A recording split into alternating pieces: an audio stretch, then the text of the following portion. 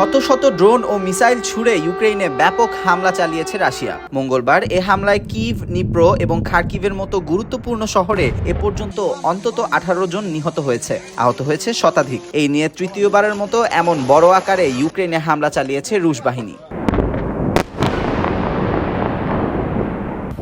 ইউক্রেনের president Vladimir Zelensky জানান, Russia এক রাতেই 600-র বেশি ড্রোন এবং 73টি মিসাইল লঞ্চ করেছে। এর বেশিরভাগই ধ্বংস করেছে ইউক্রেনিয়ান বিমান বাহিনী। আকাশসীমার সুরক্ষার জন্য তাই ওয়াশিংটনকে আরও প্যাট্রিয়ট মিসাইল পাঠানোর জন্য অনুরোধ করেছেন জেলেনস্কি।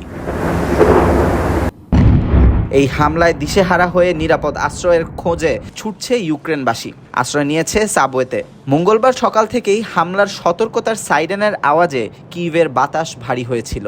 হাজার হাজার সাধারণ মানুষ ভিড় করেছে সাবওয়েতে। সেখানেই তারা তাঁবু খাটিয়ে ও বিছানা পেতে থাকছেন। তাদের চোখে অসহায়তা ও ক্লান্তি স্পষ্ট। দীর্ঘ 4 বছর ধরে চলতে থাকা এই যুদ্ধের অবসানের অপেক্ষায় আছেন তারা। এদিকে কিয়েভে রাশিয়ান মিসাইল হামলায় ক্ষতিগ্রস্ত এলাকায় উদ্ধার কাজ চলছে। ফায়ার সার্ভিস কর্মীরা ধসে পড়া ভবন থেকে আহতদের উদ্ধার করে দ্রুত হাসপাতালে নিয়ে যাচ্ছে। এছাড়াও বিভিন্ন স্থাপনায় আগুন নেভাচ্ছেন তারা। এবারের হামলায় কিয়েভ, নিপ্রো এবং খার্কিভে বেশ কিছু ভবন ক্ষতিগ্রস্ত হয়েছে। শহরটির মেয়র ভিটালি ক্লিচকো জানান, হামলায় 24 তলা একটি ভবন ধসে পড়েছে। এই ভবনের নিচে মানুষও চাপা পড়েছে। এছাড়াও আরও অনেক ভবনে এখনও আগুন জ্বলছে।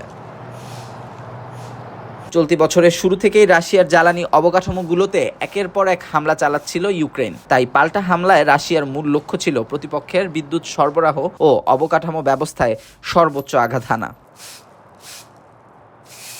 রাশিয়ার হামলায় এ পর্যন্ত হাজার হাজার ইউক্রেনিয়ানের প্রাণহানি ঘটেছে। ঘরছাড়া হয়েছে লাখ লাখ মানুষ। অপরদিকে ইউক্রেনের হামলাও রাশিয়াকে বেশ ক্ষতিগ্রস্ত করেছে।